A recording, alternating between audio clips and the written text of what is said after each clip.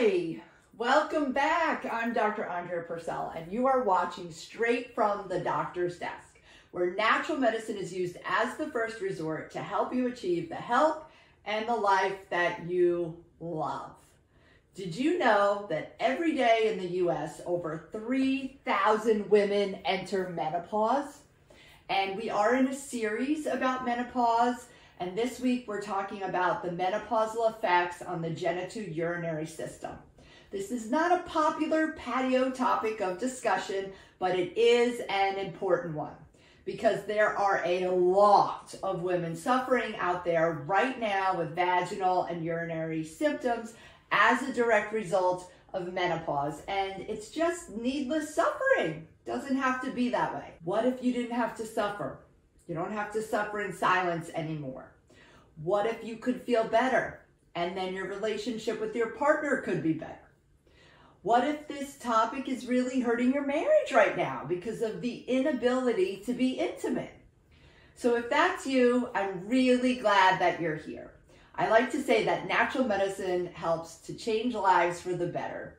So hang on, and we're gonna dive right in. As I mentioned, we are discussing genital urinary issues in menopause today. And really, menopause is the ideal time to visit a naturopathic doctor. In fact, perimenopause is an even better time to visit a naturopathic doctor so that you can get the information and the answers you need to have a better quality of life, to balance your body systems, balance your hormones, and prevent some of the chronic diseases that really set in menopause. Why wait until the wheels fall off the bus? Come in and get yourself a tune-up. So menopause is a life stage. It is not a disease. It's defined by not having a menstrual cycle for at least 1 year. And perimenopause refers to the time in and around menopause when symptoms begin, cycles start to become irregular. So today, we're going to focus coming up on the urinary and vaginal issues that happen. So in regards to sexual health, as hormone levels of estrogen start to decline, women can experience an increase in vaginal dryness, urinary tract infections. So this is due to the flattening and thinning of both the vaginal and the urinary tissues from lack of estrogen.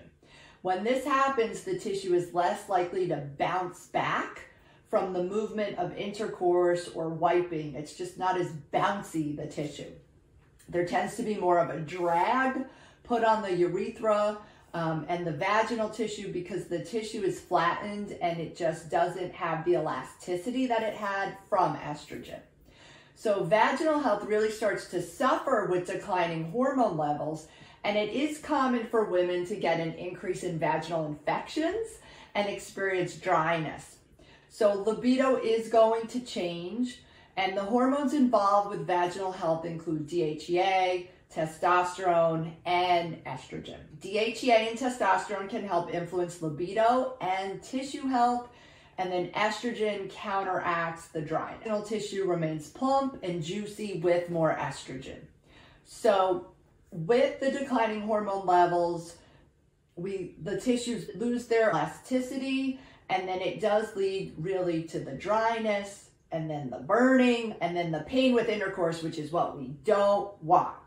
So dry mucous membranes in the vagina can just become cracked and get micro tears, and then they can start to harbor some bacteria and fungal issues, which result in more vaginal infections. And painful intercourse is no fun for either partner, and it can really lead to a lot of tension around intimacy. Plus, dealing with infections puts a huge damper on things, so it's really important to keep your tissues healthy so that you can have a good sex life and not have recurrent infections. I would say that I think the biggest surprise with women is that they'll just say, Dr. Purcell, I didn't have to think about this before. Now we have to think about it because the estrogen dropped off. It's just something that we thought was going to work, because the highest number of estrogen receptors really are in the vagina. And if we supplement with some low dose bioidentical estriol, it's an easy and a safe, effective, quick way to increase vaginal elasticity. Bioidentical estriol applied in very low doses vaginally has a remarkable effect on the vaginal tissue. Really in only 4 weeks, it can plump, lubricate, and relieve discomfort from all of the above that we just talked about. Estriol used vaginally really has never been shown to have any negative effect. It's mostly because it acts locally right at the source of the tissue, which is the problem. Other hormones that can be helpful for dryness or DHEA, and then also using a lubricant during or intercourse is important.